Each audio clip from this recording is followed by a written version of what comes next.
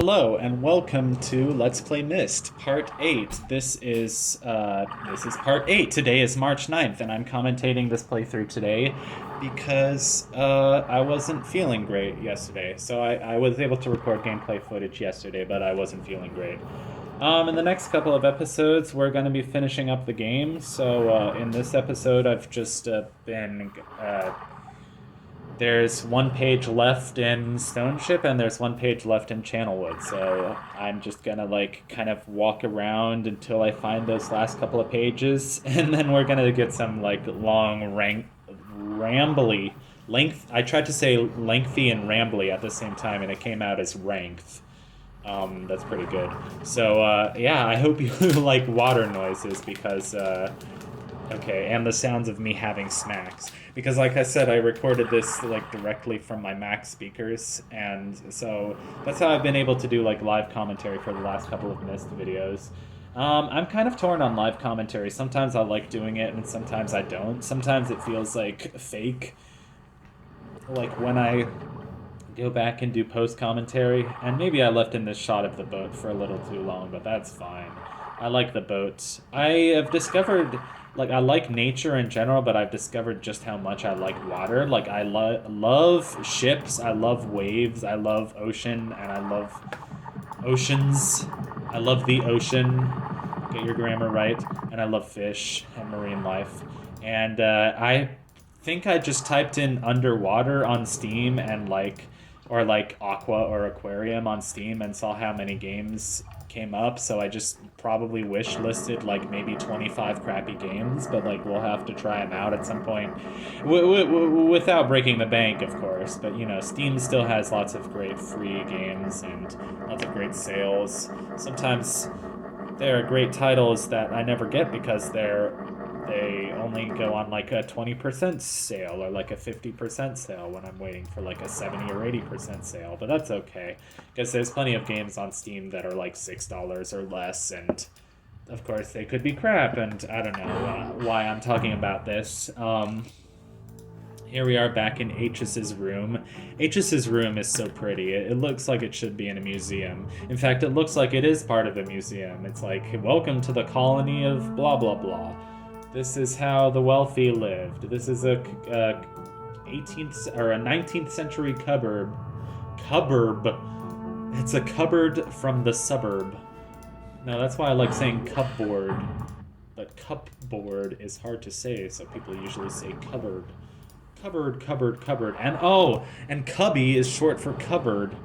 Cupboard, cubby. I know cubby is a very silly sounding word, it sounds like tubby, but cubby is what we used to call those things at camp, miniature cupboards. And now that doesn't even sound like a word to me, but I remember oh, stuff your clothes in the cubby at the back of the cabin, when we used to live in cabins and camps. Not me going through all 8 drawers or 7 drawers of this desk trying to look for a blue page. I love that Akinar must be obsessed with maps, though. We gotta play with this thing one more time. It's pretty good.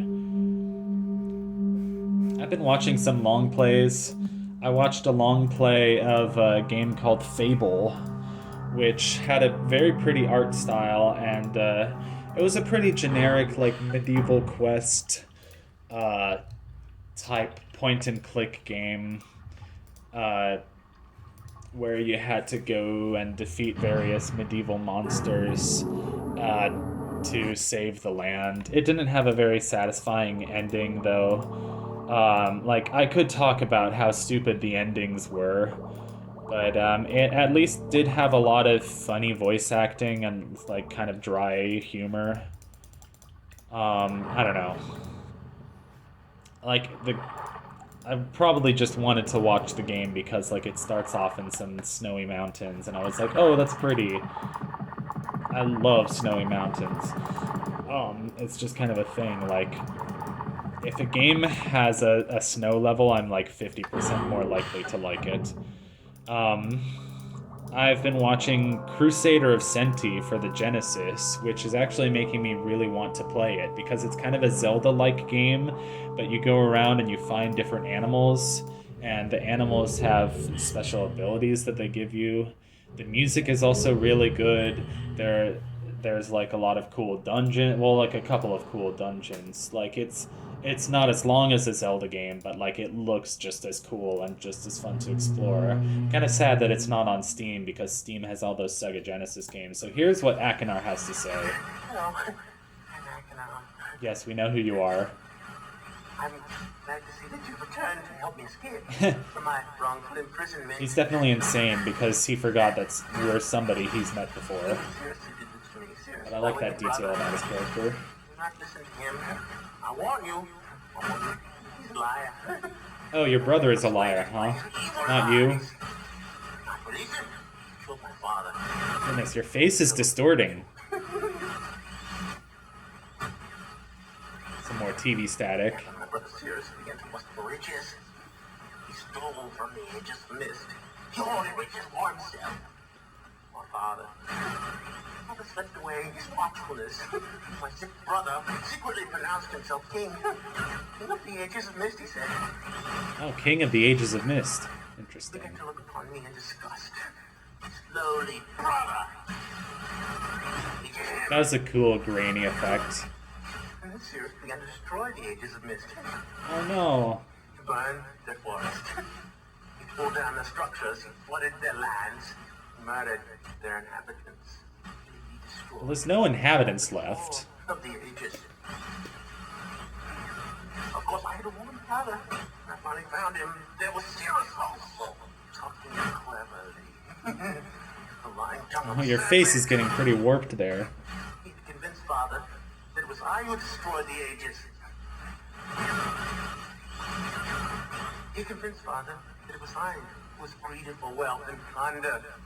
And Sirius dealt the final blow. He tricked father into believing that I was the murderer. But Sirius did not reveal. I mean, you are kind of crazy. Sirius is greedy, but you're pretty crazy. He doubted my brother's clever lies, and so in dying, father imprisoned us both. Not sure from which of us the blow had come. So I feel what I say is true. Release me. You must release me. My brother's a deceitful liar. I'm not going to release you. I only wish vengeance for my dear father. He's murdered. Believe me. Your father isn't murdered. I know where he Cover is. one additional page to release me from this prison. It's the easiest to find. Okay, this is important. Go to the bookshelf. It's in this library. On the far right side of the middle shelf, there's a burned book, which is different from the other burned books. This book is filled with patterns. Find pattern 158.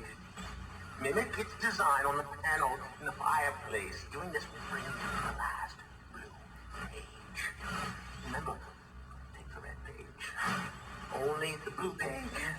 Return quickly to me. And do not touch the green book. It's a clever trap to imprison those who have not been warned. Do not be tempted, or you will rot and die.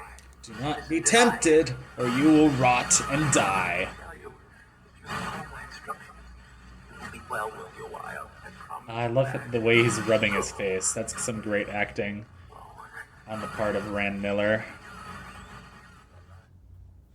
That's a great cutscene. It's pretty long, but it's important. Also, you have to watch that cutscene all the way through because you have to know about pattern number 158 because nothing else is going to tell you, and like you can't just like try like 100 different patterns. Like that would be very frustrating. You would probably give up. You would, I don't know. Anyway, so and and here I was like, oh my god, I forgot how to get into this tree. So you have to click on the some things in this game have not aged well. Like you have to click on these things so many goddamn times to get them to work.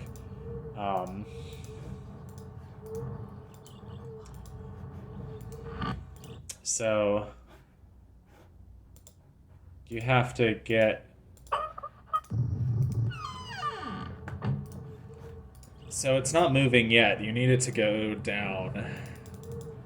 Yeah, clicking on it's not gonna do anything. Or you need it to come up and then come back down, which is really annoying. But like, the only thing that's gonna help you is reading the indicator on the top of the furnace. And the indicator can only be all the way up or all the way down, which is kind of annoying. So you have to turn the wheel all the way to get the indicator up, and you'd have to turn the wheel all the way down to get the indicator down. Which I just think that they made it. I think that was a poor design choice, honestly. Like, as much as I love this game, I think that was a pretty poor design choice. So, hey, maybe I'm falling out of love with this game just a little bit, but I still think it's like a very beautifully done game and very fun to explore and very satisfying to just kind of like walk around, you know, such a peaceful, natural setting where it's like the whole game is kind of peaceful if you think about it. Like, it's the idea of it is to be like a game that's not about, it's not an arcade game, it's not about winning or losing. It's just about, exploring and appreciating like the nature around you almost, and that's why I love the MYST series so much. Actually, I have Riven and I have Exile. I just haven't played the other games so much. People don't know about like the MYST series because there's MYST, Riven, Exile, Revelation, End of Ages. Those are like the 5 MYST games, and then there's the online. They tried making MYST into an MMO game, which is like really weird. There's and it's called MYST Uru, just like URU, kind of a funny title. Oh, there we had like a matter of 2 seconds to get into that door before it went down, and I made it in there, and it was a gamer moment, and I was very proud of myself. Oh, I watched a full playthrough of ToeJam and Earl Panic on Funkotron. Which is funny that I've been watching so many Sega Genesis games lately.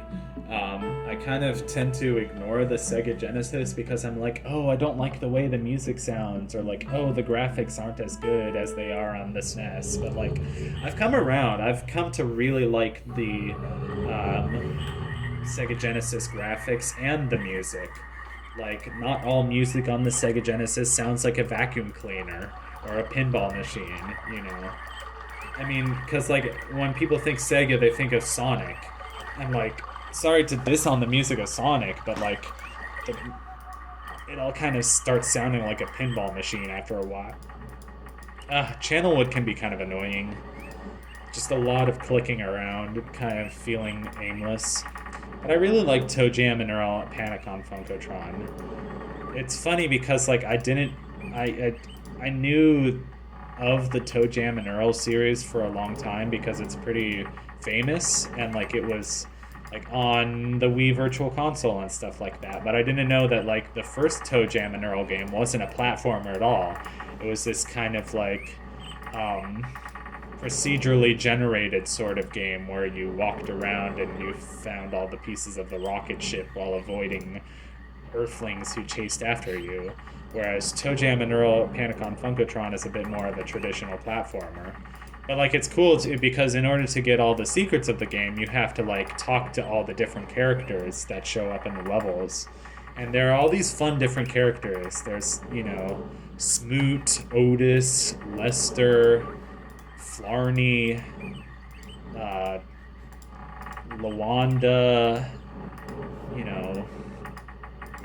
and it's, the game's music is really funky, like it lives up to that, Funkotron, the ToeJam and Earl is all about kind of like funk and hip hop, just 90s kind of culture, just like reinterpreted through like Aliens, but it was also super pretty. Like, it was that kind of like cartoony outer space kind of thing that you'd sometimes see in like the 90s, and it was just really satisfying. It's just like looking at a bunch of cartoony aliens jumping around on different planets, and it was just super like visually pretty game to behold. So so this is the elevator that gets up to the third floor. It's like, thank goodness there's a shortcut to the third floor. There's a shortcut to the second floor, but you still have to get the elevator to the third floor working. And the third floor is where we have this imager sort of thing. And this is where we have Akinar's room. And I think I already got the page from Akinar's room, because like Akinar's clearly has all his pages except one. Otherwise, he wouldn't have given us that monologue about like help me out and pattern number 158 and all that stuff. What else? I watched a playthrough of a Kaizo Super Mario World hack, played by Dode,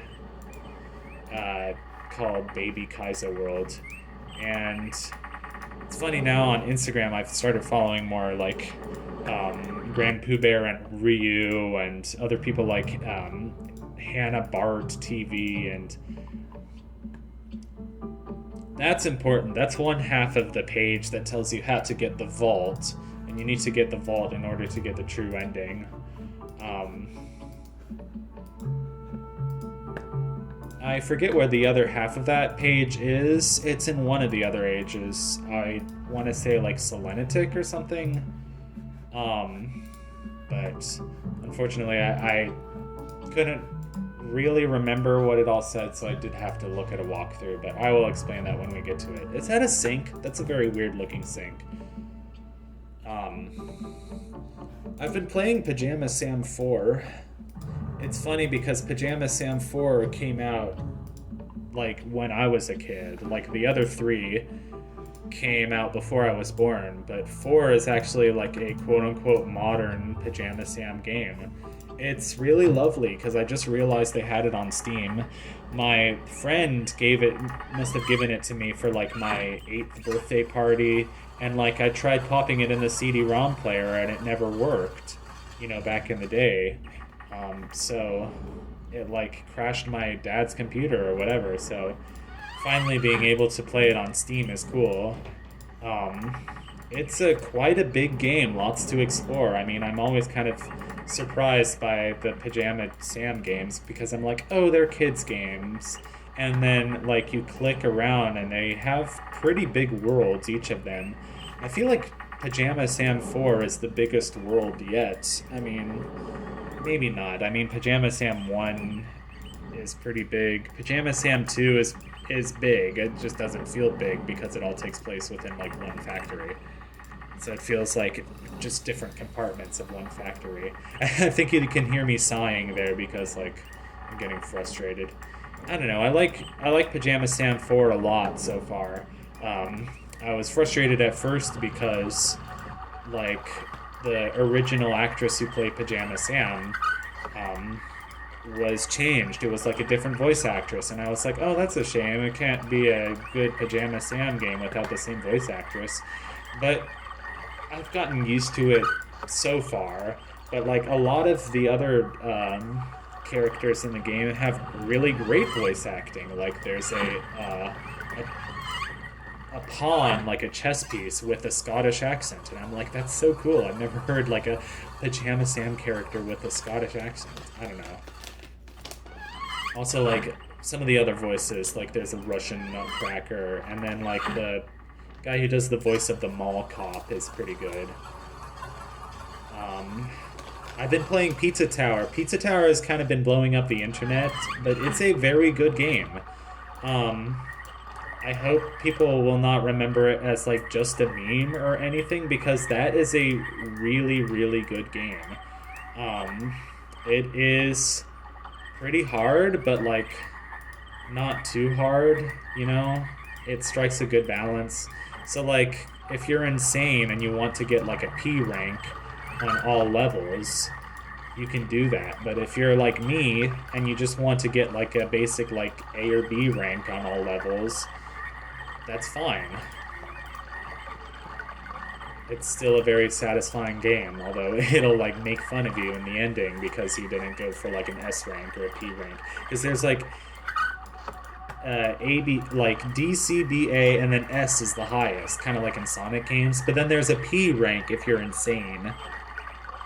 I don't know. You have to get like a very high combo and do the second lap thing and everything. Um, and get all the secrets.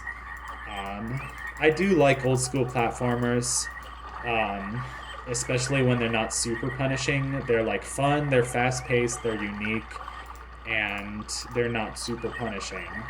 Like I remember like Shovel Knight. Like Shovel Knight was super satisfying when that came out, which that came out in like 2014, but I didn't play it until like 2016 or 17 or something.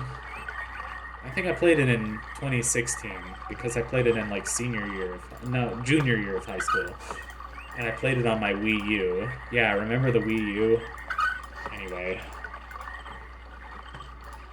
In a few years we're going to be saying remember the Switch, but like, yes, most people will remember the Switch, but less people will remember the Wii U, which is kind of sad. Anyway. It seems like more people have gotten the Switch than like the Wii U, and the GameCube, like, combined. Like, and there's a lot of people still know GameCube, because GameCube, had, like, I don't know, Luigi's Mansion, and Wind Waker, and Mario Sunshine on it, but then again, I don't know why I'm talking about that. So, yeah, next part of this playthrough will probably be the last part, so see you then. Bye.